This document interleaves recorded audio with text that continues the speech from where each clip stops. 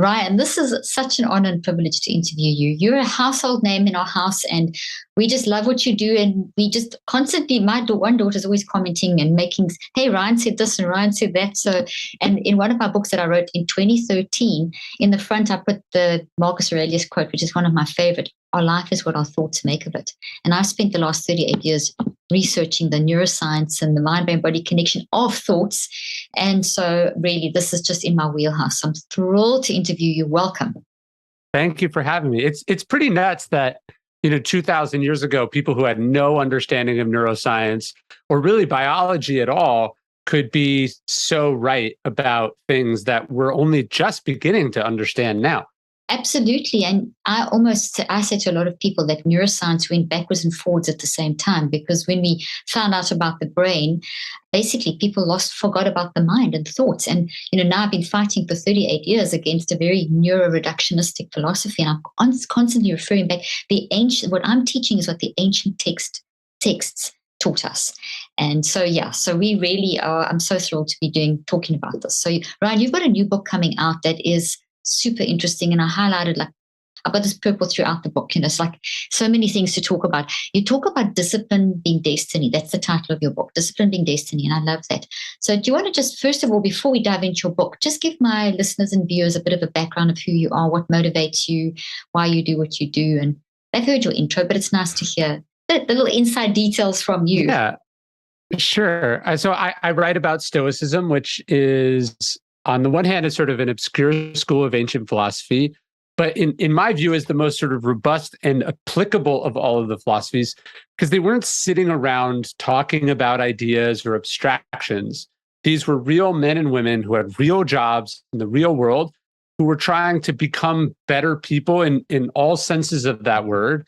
I think what's particularly interesting to me about Stoicism is its two most famous practitioners are Marcus Aurelius, on the one hand, the most powerful man in the world, the emperor of Rome, and his sort of philosophical guiding light is the philosopher Epictetus, who is a slave, born into slavery, disabled, has a terrible life in terms of the injustices of his time, but finds a sort of an internal freedom and resilience in the philosophy. So in Stoicism, you have this kind of extreme power and extreme powerlessness. But the idea that fundamentally what we control in life is how we respond to things, that we have to live by a code, we have to have sort of a set of standards. We try to get better every day at this really hard thing is what sort of gets me going as a writer, but also as a human being who's on that same journey myself.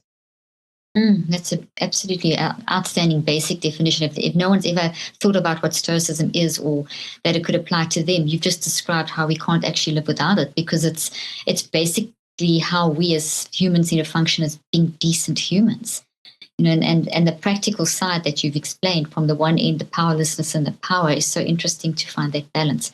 So you create very challenging, you write in a very challenging way, but a way that, and it's good because it actually takes us to think so deeply about who we are and what we're doing here. But it's not just thinking, it's actually really, it's thinking, feeling, and choosing that launches us into an action of how we should live our lives. So on the basis of that, let's dive into your book, because I think, there's just so many ways we could handle this. I can go on your Instagram page and pull out things, but let's go into your book, because that's really important. It's going to be released soon, and I would love you to first tell us why you've written this book. What's the motivation behind the book, and then let's work through some of the concepts. Well, I'm in the middle of what will be a 4-book series on the cardinal virtues. Yeah. So the cardinal virtues for the Stoics, this sort of the philosophy, the virtues that the philosophy is built around are courage, temperance or self-discipline, justice, and wisdom. So I did a book on courage last year. This book is the book about self-discipline. I'm in the middle of writing the justice book now. But Marcus Aurelius in Meditations, he says these are the 4 most extraordinary values or traits that there are. And he says that everything in life is an opportunity to practice one or more of these virtues. So when we think about self-discipline, right, you take a person who's very disadvantaged by life. This is a person who's going to have to work harder, who's going to have to do things that other people don't think are possible for them, right? They're going to have to be very self-disciplined if they want to get over this obstacle or adversity that's in front of them, whether through no fault of their own, it's just the reality of their situation. This would be Epictetus, right? Yeah. Epictetus has to be incredibly disciplined if he wants to survive this horrendous fate that is Roman slavery. Now, the other end of the spectrum, you have Marcus Aurelius, who has all the advantages in the world. He has unlimited resources. He has unlimited power. This too is also an opportunity for self-discipline. No one is telling him what he can and can't do. So he has to be that voice. And we know that if he is not that voice, if we don't check ourselves, we end up crashing and burning all the same. So to me, what's so fascinating about self-discipline, why it's so important, is that whoever you are, wherever you are, whatever you're doing, whatever phase of life you're in, self-discipline is the way forward, the thing that's going to make what you're trying to do possible. It's also, I think, when I say self-discipline is predictive, I mean that if you do the right thing, if you follow the discipline of the thing, ultimately you'll get where you want to go. But I also think there's something just intrinsically, inherently wonderful about discipline, that if you're sweeping floors and you're doing that in a disciplined way, if you're in command of yourself while you're doing that, it itself becomes great. Right. And so I want people to think of discipline not just as a means to an end, but an end unto itself.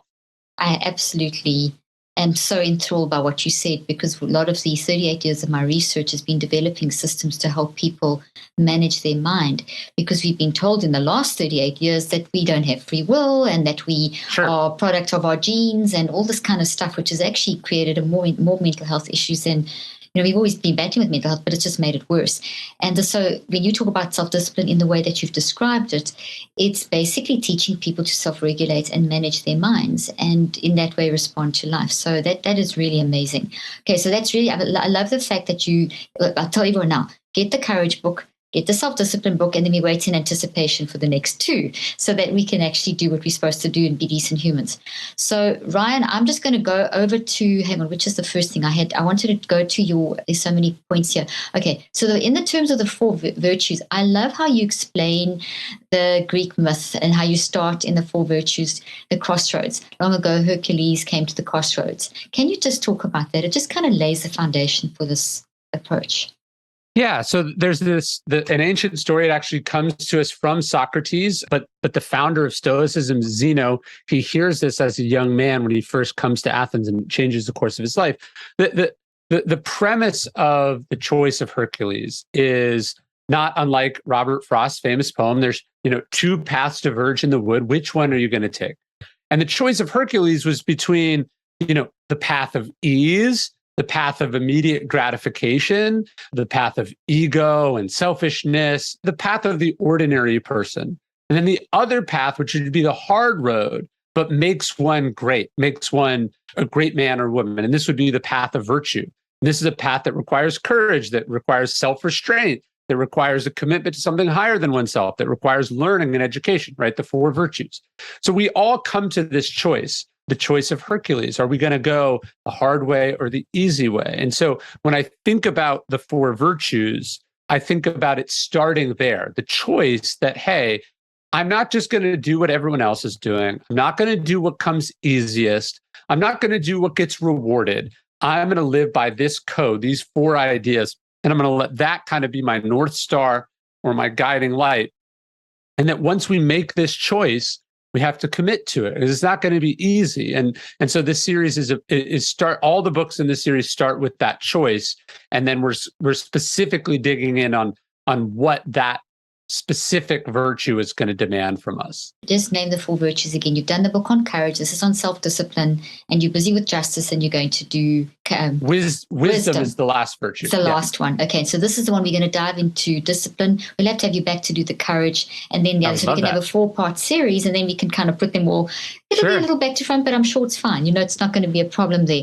Okay, so I love that. So then the next thing I want to transition into, you actually covered this. So it would be a long journey, but you're that's the worthwhile journey. Now we hear this so much, and it can be in our compete and compare culture and our hustle culture, because you touch on hustle and you give it a totally different definition, which I really enjoyed. So in our compare, compete, happiness industry, neuroreductionistic environment quick fix environment that we live in, that seems to go completely against ancient philosophy. So we have catapulted ourselves into advanced science, which has almost taken us backward in terms of mind development. And that's an argument that I've been bringing to the table. It's not that we have a mental health pandemic arising. We have a mismanagement of mind, of which we need to go back to the ancient texts to help us relearn. That's kind of a springboard that I'd like you to just, bounce off and see what you take it down in your pathway. Yeah, I think we're all looking for hacks and shortcuts, right? And there are no hacks and shortcuts. I say in one of my books, it's about hacking it every day, right? Like I think people are like, what's the secret to this? What's the best way to do that? And so much of it just comes down to one, showing up, two, putting in the work, three, sort of following the process. Like I actually wrap up this book with sort of the story of how I wrote it, and there was a moment. I'm on this track of 4 books a year, but I sat down to write the book, and I don't know, it wasn't there. I was quite worried about it. I didn't know if I had the material. I've been doing a lot. I've been writing a lot. I was exhausted, and I found this note card that I'd written to myself, and I don't know when I wrote it exactly, but basically the note card said something like, "Follow the process. Go through your note cards. Take your time. The book will appear." And that's what I did. I showed up every day. I started going through the material that I've gathered. I thought about it. I started with the smallest thing I could start with. And eventually, like, here we are talking, the book is done, and I'm really proud of it. And that's how it goes for every project, for everything that you try to do in life, whether it's losing weight, whether it's trying to start a business, whether it's trying to build an audience, right? Like, there's not this magical breakthrough thing. It's a slow, iterative process. And the hardest part of the process is the more energy you spend thinking about outcomes, about the distant thing way off the future that you're working towards, that's energy you're stealing from the present moment right now on the work that you could or should be doing. And so you learn to kind of trust the process, to just do what you need to do. And you understand that finished stuff or change or weight loss or, happiness, whatever the thing you're working on is, you trust that it ensues a little by little if you follow the process. Wow, that's so scientific and so anciently scientifically wise, because it's so true. And I can relate. I've written many books, and I just went through a similar process that you've just described. Literally finishing off the final edits with my publisher. It goes to layout soon, so the process. Yep. And there was a point where I don't know how many times, and I'm not sure this has happened to you, Ryan, when you're writing a book, you think this is the way. Then you write all these pages out, and that doesn't make sense. And then you re-edit, and how many layers of editing, and then suddenly it's this thing that's too long, and then it's so, and at some point you feel that this is just never going to work. And then it suddenly does. One day this thing comes together, but it's not a boomerang one day kind of flashlights and whatever. It just, there's a little bit, and then you have a manuscript. And it's something that now can be shaped. But there was the times that you talk about where one wants to, give up or, panic maybe because the end goal is seen, because you're so focused on the end goal that we don't go through the process and all that stuff. And just I say that to say as well, scientifically, one of the things that I've worked on a lot is the time it takes to get the mind to actually change the brain, because mind and brain are not the same thing. As we know from ancient texts, the mind-brain-body connection is really ancient wisdom. So we see that one of the things that people, and you've probably read this and heard this a lot, it takes 21 days to change. It doesn't take 21 days to change. It takes a minimum of 63 days to get your mind in some level of discipline and management, that you can drive the changes into your brain, because your mind just uses your brain to then change your body, to then help you show up. And then it takes more time to actually stabilize that. And that then goes along with this whole time frame thing, but it goes against our current narrative in our current culture of the quick fix. So what I really love about your work is how it's actually teaching us to take that step back and work through this and embrace the process of time, of managing through that process of time, which is very disciplined. Well, one of the beautiful things about Marcus Aurelius's meditations, which I have a edition here, you're getting this book. It's not really a book. It's really a collection of the thoughts of the most powerful man in the world. And we don't know how long it elapsed, but we know that it came more or less towards the end of his life. And this is someone who'd been considered wise for many years, who was admired by millions of people, who'd done a pretty good job being emperor, hadn't been corrupted by power, etc., had been studying philosophy since he was a very young man. And still in meditations, he's constantly admonishing himself, reviewing himself, and working on himself. And in one passage, he even says this, he goes like, you're still an old man, and yet you're afraid of death. You're losing your temper, blah, blah, blah. The point is like you yourself are a process, and that there is no like moment that you get it, that you graduate, that you just have it on lock. It's a process. In my book, I wrote this book a few years ago called Ego is the Enemy. And I borrow a metaphor from a friend of mine. We were talking about ego, and he said, you know what? It's kind of like sweeping the floor, right? You sweep it once and the house is clean, but the dust is always coming back, and you have to sweep over and over and over again. It's a thing you do, not a thing you have done. And if we think of wisdom and virtue and self-discipline and all these things as that it's this ongoing thing, not a thing we have done, I think we get closer to it. I think that's so vital for, if you just transition over to, and I'd love your opinion on this, taking that point of view to transition over to sort of mental health and well-being. When we recognize how you so beautifully put it, it's not a thing that we have done, it is a thing that we are doing. We take this, we look at what people have done, and we pathologize that and medicalize the misery. Meanwhile, the misery is part of the doing. It's part of the process. It's part of, as Marcus Aurelius said, I'm an old man and I still lose my temper. But the fact that he can observe that, manage that, change it, that's what we're talking about here. That's okay, I've made the mess. This podcast is called Cleaning Up the Mental Mess. It's okay to make that mess, but it's not okay to stay there. It's okay. You've got to keep managing it all the time. Well, I think it's, this decision or this understanding that you're not fixed, both positive or negative. Like you, Carol Dweck obviously calls this the growth mindset, but this idea that you are an iterative thing and that who you were in the past doesn't have to be who you are in the future, but also that who you are now, whether you're on top of the world, you're a master of your craft, etc. Entropy is working on that always also, right? So like exactly. As a writer, you learn very quickly, like, you start on page 0 every time with your new book, right? And that it's this thing that you're doing. And the second you're like, I've done it, that's when, the decline begins. And you have to love the presentness of it, that you exist now in this moment. Are you doing the thing or not? Oh, so good. Brian, do you ever find yourself when you start another book going through it and thinking, this is the hardest book I've ever written, and then everyone tells you around you said that last time? Yeah, of course. like I'm a new writer. Every time I write a new book, and I've written so many books, I'm sure you feel the same.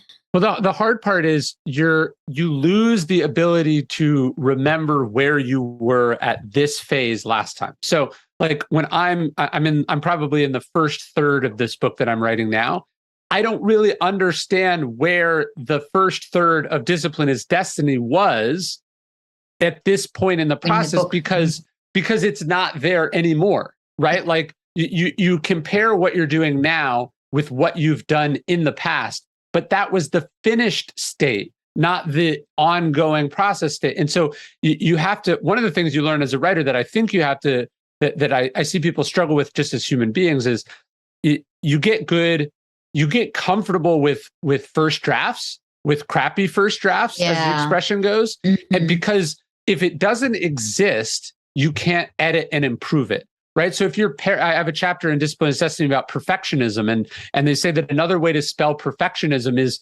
paralysis, right? If you need it to be perfect when it comes out, or always, you'll never actually get close to perfection, because you can't start with draft 1 to get to draft 2 to get to draft 3. You can't edit and improve it or polish it if it doesn't exist. And so one of the things that writing teaches you is like getting comfortable with starting small, with starting somewhere, and just sort of building from there.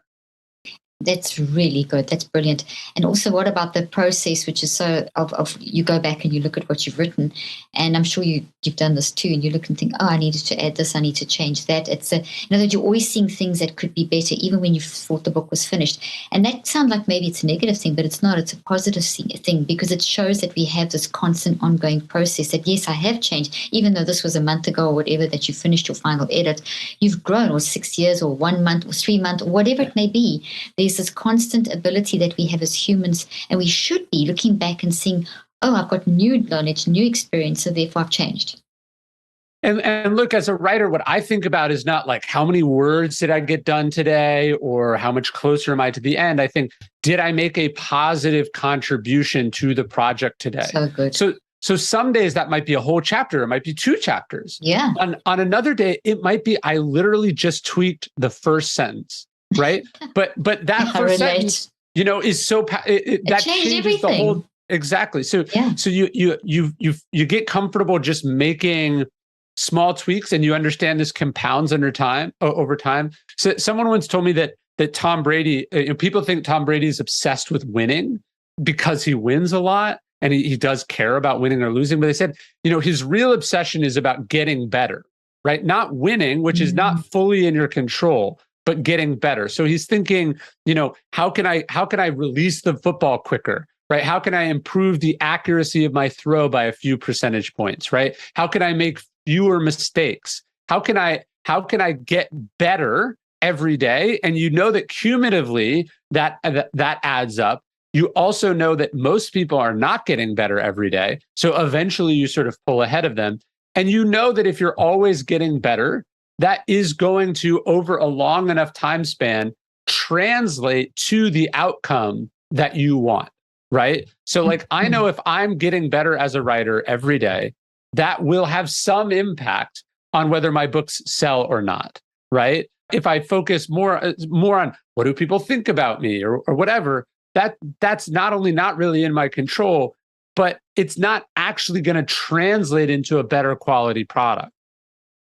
Oh, that's so good. Okay, so you also threw in there a little bit. There's so many, my mind's going in so many directions, but I wanted to pick up on something because I know this is something that comes up so often in conversations I have with people in the work that I do, and that's perfectionism. So you threw that out there and you said you've got a chapter in the book on that. Can you talk, you just touched on it. Can you talk a little deeper about that? Because it's so relatable to the example that we're giving, where we can get so paralyzed, as you said, by this perfectionism. And where do you think it comes from? And what did the Stoics say about that? And put that in context for us. I tell the story of the dancer, Martha Graham. She built this, she'd gotten a Guggenheim Fellowship and she'd spent months and months working on this dance. And it just wasn't where she wanted it to be. She was quite clear that it wasn't her best work. And she wants to throw it out. The dancers are, of course, upset because they too have invested all this time. And finally, one of her producing partners comes in and he's like, look, we got to ship this thing. You're stuck. And he tells her, he says, sometimes transitions are as important as achievements. And his point was that if there wasn't, even in Beethoven's work, if some of the mediocre works weren't there, the works that came after them wouldn't have been there.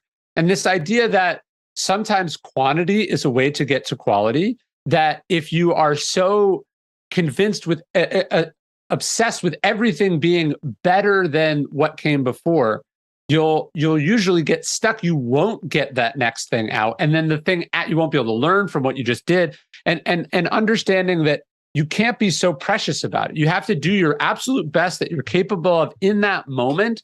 And then you also have to trust the audience a little bit. You have to trust that you have to doubt yourself a little bit, that maybe like you're too close to this to see what's fully there. And I also think this is important. You have to have collaborators or team members who are able to get through to you and say, hey, it's time. Like, you gotta go. You can't fiddle with this forever. Deadlines are actually, I think, quite important in this regard.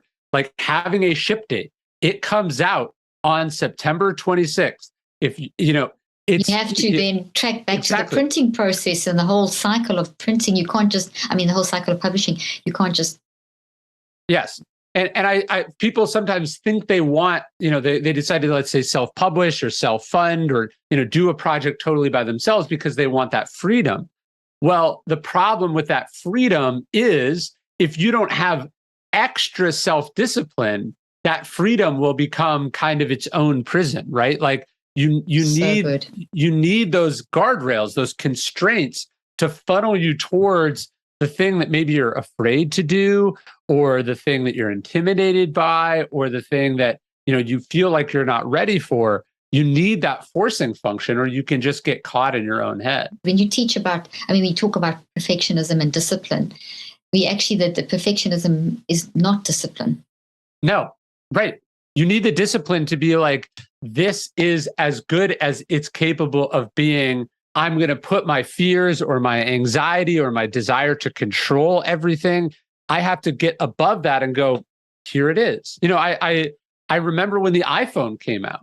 Steve Jobs is a famous perfectionist, but it's missing tons of features that we now, like the original iPhone doesn't have a copy and paste feature, which probably drove Steve Jobs nuts. But he understood that part of the reason he got fired from Apple the first go around was that his perfectionism had become debilitating, and he wasn't able to make pragmatic business decisions that at a certain point where you go, this is the deadline, we're going to be on that train, no exceptions. And that is an important skill. And you're right. It's a matter of discipline. It's brilliant. I'm glad that you brought in the Steve Jobs. So we came from Marcus Aurelius all the way into the present to Steve Jobs. And there's our philosophy, two bookends of philosophy meeting. So good. Mm-hmm. I'm going to jump back to the beginning of a book again. And you talk about, it's still in the introduction, and you talk about empowered, unshackled, blessed beyond expectation. Why are we so damn unhappy? And I love that we're in an era now. Okay, we kind of already alluded to this, that we're in a period in history where we can just get anything. And not everyone, obviously, there are parts of the world where this is not reality, but there's a large part, especially in the United States, where you can get everything you want. So if that's the case, you make an argument here in this introduction about you've got everything, but actually people aren't happy. So, and this is a big thing with Stoicism. Can you talk about that? Yeah, I think it was Oscar Wilde said the two tragedies in life are not getting everything you want and then getting everything that you want. We think that, we want to become powerful and rich and famous and all these things because then we can do whatever we want, or because then no one can tell us what to do. But what you find, and I opened the book with this quote from Eisenhower, he says, freedom is better defined as the opportunity for self-discipline. And if you understand that breaking off these shackles, which are important, it's great that the church or the government or your parents or the small town that you lived in, it's great that they have less power over us now than they did a generation ago or 500 years ago. That's all really important. People should have the freedom to make their own decisions. But you just realize that if you don't substitute that external control for a kind of internal self-command, you're going to crash and burn. And you have to, nobody can wake up and tell me what I have to do. Just like now with working from home, we all have so much more control over our day, which is wonderful. But you very quickly realize if you don't come up with a routine or a schedule, if you don't have self-discipline, you will not get your work done. And then you will miss your deadlines, or you will be fired, or your company will fail, right? You have to have self-discipline in place of the other discipline that has fallen away. That's such basic. If you think about it, you're saying the most basic instinctive things we as humans need in order to function, but somehow there's this floundering. So you wonder if the current messaging of our current environment, which is so focused on, the compare, compete, as I said, and all those things you've got to get in the external. It's really overwritten the need for the internal. So what you're telling us in your work is bringing us back to remember that internal drive. So yeah, you got the day free. You can plan your own day. Your boss can't see you if you're still in your PJs. And, if you happen to only start working at maybe 10 in the morning or whatever, but there's still, you've got to have that discipline to finish what you've got to finish, which is so important. And you also need the discipline, right? The discipline on your discipline, in that, if you don't have boundaries, or you don't have, a sense of when you've hit the point of diminishing returns, you'll also overwork yourself and burn That's out. good. Right. So you need discipline in all senses of the word to be a well-rounded, effective, healthy person. Absolutely. I can back that up. If we go push ourselves sort of, I know with myself, I get so excited about my work, and maybe you experience this, and I can just keep going. And suddenly I realize, hey, I've done like 12 hours or 15 hours. This is not healthy. I feel Totally. I feel like my mind can keep going, but and it can, our mind never gets tired, but our brain and our conscious mind and our body do get tired. And then our mind's got to work through something that's tired. It's that's the self-discipline to actually say, oh, let me just do one more hour. Let me just finish this last chapter or this last thought or this last whatever. But then the quality drops off. And so there's a discipline there to actually stop at that point, which is, I think, is what you're basically saying. So we've got to keep ourselves in check or risk ruin. That's what I'm reading here in your book, or imbalance or dysfunction or dependency. I like that you said that. So that's the ancients had many words and many symbols for what amounts to timeless law of the universe. So just talk a little bit around that concept as well. Well, I think about this to go to what you're just saying about like the point of diminishing returns. Like I'm someone, I like to run. Running is like a place that I get a lot of peace and satisfaction and health from. But like if I don't feel good, it's actually easier for me to run despite not feeling well than it is to say, I'm going to rest today. Right. So again, sometimes we need discipline even for seemingly positive urges or impulses, right? And overwork is one of these, of course. Anything that you don't have control over, the Stoics would say, is something to be wary of. Seneca says, show me somebody who isn't a slave, right? So some people, he said, are literally slaves, but he's like, this person is a slave to their mistress. This person is a slave to their work. This person is a slave to power. He says, this person is a slave to the slaves that they own. Obviously, Rome being a slave-owning society. His point was like their estate or like they can't go out of town because this thing is commanding too much of their attention or energy. And so, deciding like, hey, am I in control of the device or is the device in control of me? Right? Am I doing the work or am I being worked on?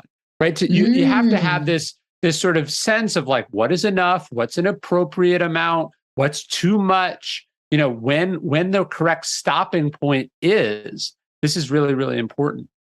Oh, I like that so much. Just talking about, you talk about your body. If you're feeling sick and you push yourself to go run, you could actually end up, damaging your body. But you want to go run because it makes you feel good. And your mind is so strong and so well developed that you think, oh, well, my body will just line up. And it may do, but you could also then go pull a muscle or create something. I had a similar experience recently where I just thought I had gastro. Meanwhile, I had a burst appendix, but I just ignored it. Didn't think it was anything more than 4 days later, I nearly died of septic shock. I mean, this just happened a couple of weeks back. And I had to go in for emergency surgery. But my mind was fine. And I never forget the nurse saying to me, you look fine, but you're dying. I mean, that was literally what this nurse said to me. And I had like hours left to live, but I'm here. I'd love to tell the tale. The point being is that I didn't apply wisdom. And my mind was so used to going that there was a discipline that was lacking in my own life to listen to the signals of my body. So just like emphasizing what you said just kind of made me think about that. No, you're totally right. It's like, I don't want to work out because I want to stay in shape.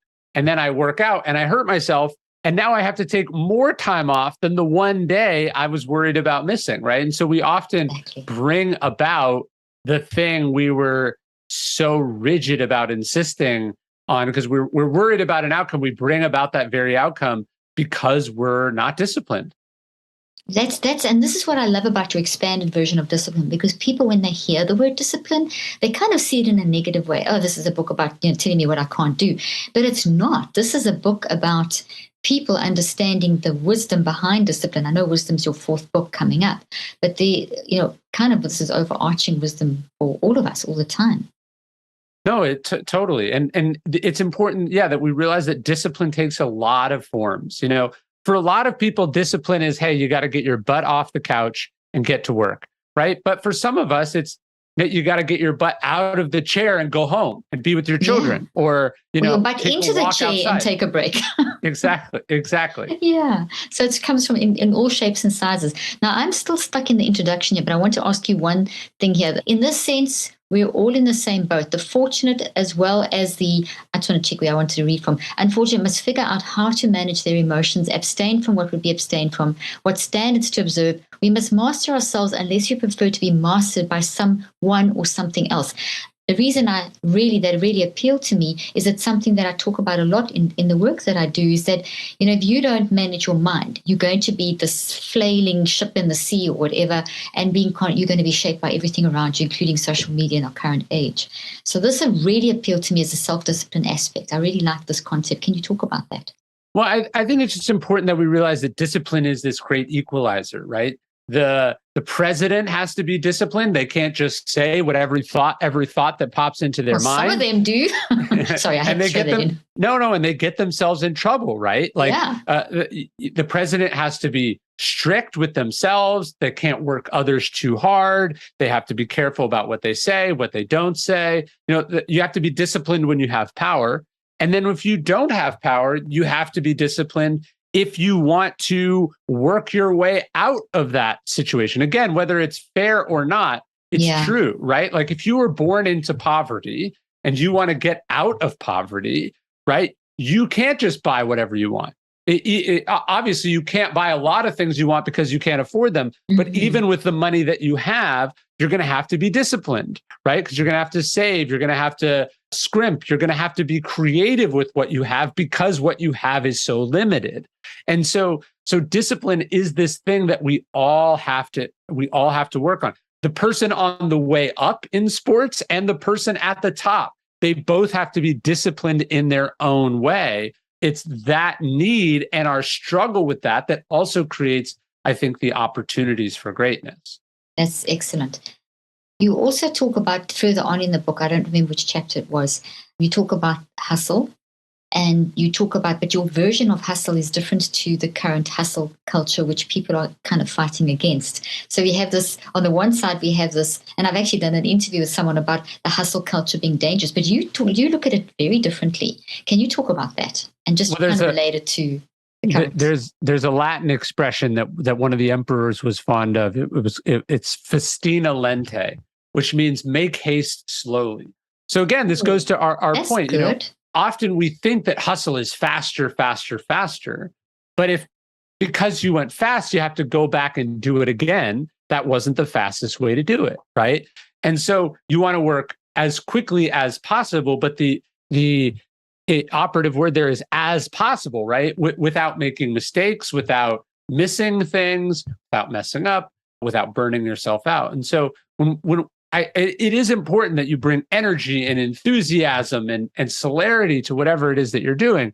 And yet you also have to bring a kind of restraint, because if you rush something, and I have this tendency in my work, if I rush the project because there's a deadline, I told you, I had this sort of moment of despair with the book. Like, I was between a rock and a hard place, because one, I was concerned that, hey, this was going to be harder than I thought.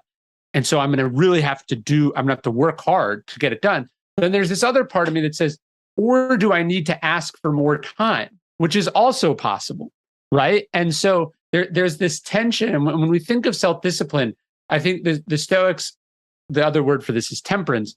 Aristotle famously talks about the golden mean, that most virtues are in the middle of two vices. So going too fast and going not fast enough are the extremes, and in the middle is the exact right speed. You're going to have to be disciplined about that. That goes to oopsie, I couldn't get the word out, statistics. It's the mean that you want to look at in terms of where you're going in terms of research. I do a lot of research studies, and my team of statisticians are always going on about the mean. And that's true, that Aristotle's golden mean. I love that. I mean, it's so accurate that we don't get to go to either extreme, and we bring that to that golden mean. That's really beautiful. Okay, you have the book organized into different areas, and the first is, just tell us the three areas, and then just take us through a little bit of each one. You've got some great titles and things, but I'd love people to understand that the way you've divided it and concepts covered under each section. Yeah, so I split the book up into three parts. One, the first is a sort of physical discipline. This is hard work, this is routine, this is structure of your life. And then the next part is sort of temperament, right? This is the discipline of how you act as a person, how you regulate your emotions, and so on and so forth. And then the final discipline would be a kind of the heroic level of that. When we take it to the penultimate, I think about the discipline of like a Martin Luther King being attacked violently, and he's able to restrain himself not only emotionally but also physically. This is challenging every part of him as a human being. That to me is the kind of heroic level of self-discipline that ultimately we should all be aspiring to in our own way, according to our own beliefs.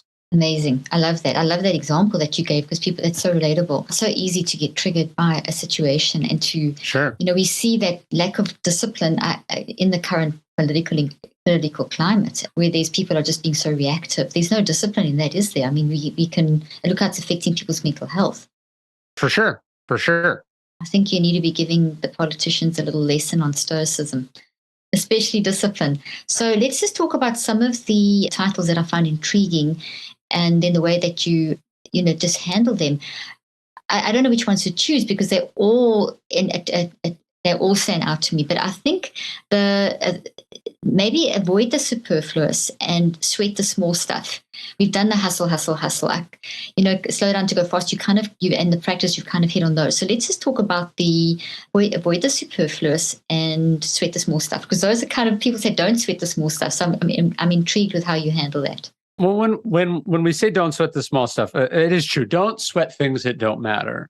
But as we were talking about with writing, often the little things do matter, right? The devil is in the details. Admiral Rickover famously said, but so is salvation, right? The little things really matter. And so you have to care about these little things because they add up in a big way. So it's not like, hey, what other people said about me or this or that. It's, I really sweat the details of my work, the day-to-dayness of it, because it adds up cumulatively to who I want to be. And then when we think about superfluous, these ideas are related in that, a lot of the things that people chase or value, they're not worth sweating, right? It's, where did I land on the bestseller list? Like, there's no difference between third and fourth place, right? We should be measuring ourselves on such a long timeline that distinction becomes irrelevant with each passing day, right? Or we So think, what do other people think about me? Well, that's not something you control, right? Or I want to have the nicest house or the nicest car, right? These are things that not only put you in an endless rat race with other people, like after a certain point, there's no difference. There's no added pleasure or value from it. And so just realizing what's truly important, what you actually matter. Sometimes these things are small, sometimes they're big, but you've got to figure out what they are.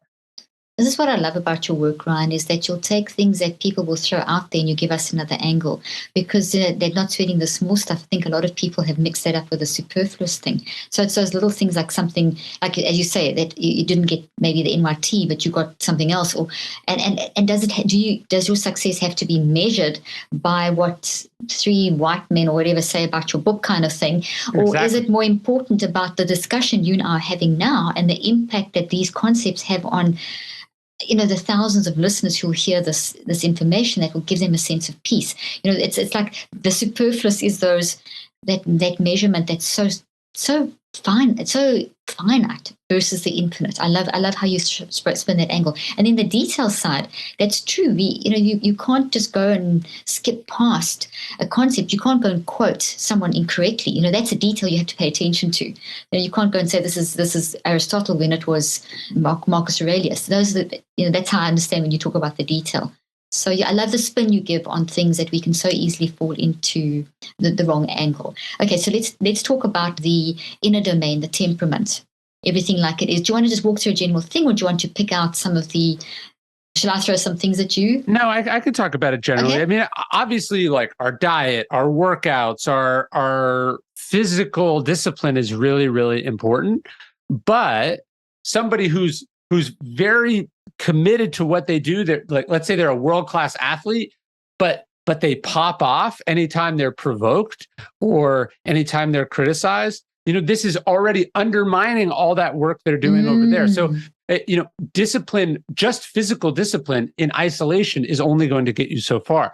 The full package is, can you resist when you're taunted? Can you resist when you're provoke? Can you resist when you're tired and hungry and you feel like losing your temper, right? Like you have to have So this good. command of yourself because that's what life is. It's sort of an endless series of provocation. I love that. As you were talking about the athlete, I was thinking of McEnroe. I don't know if you remember Yeah, of McEnroe, how course. he was famous for throwing a tantrum on the tennis court. Brilliant player. But what do we all remember McEnroe for? More than his game, we remember his temper. And so that kind of goes to your point there. I want to just kind of, can you get back? No, not that one. That's kind of the battle against pleasure, which it grabbed my attention. And there was, which is the other one here? Wait for the sweet fruit. Let's just touch a little bit on those. Wait for the sweet fruit. Start there. Well, they're related, right? I'm talking about patience. Totally. You see, I picked all the ones that are related. Hey, I'm reading your mind there. Like I think it was Aristotle. He said something about how patience is bitter, but the fruit is sweet. And the idea of getting it right now because you want it is really the problem. You have to be able to delay gratification. You have to be able to resist the temptations here or there. And there's nobody who's having less pleasure than the person who does nothing but chase pleasure, right? We think of the Epicureans as being these hedonists, but Epicurus was really saying that, hey, if it causes a hangover, how pleasurable was it really? Beautiful. That's excellent. Absolutely amazing. I love that. I'm glad you brought that one up. Okay, so then the other thing, I think you covered that. Let's go to the third part of your book. I want to touch on that before we end the interview. So the magisterial, have we covered? Yeah, it's the third part. The magisterial, the soul. I love that word, the magisterial. It's that higher level of discipline, right?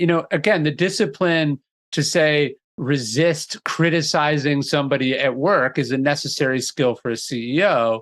And then we think about, again, a Martin Luther King resisting or the civil rights protesters, you think about what it takes to be one of these people at the highest level when the whole world is attacking you or criticizing you or throwing things at you.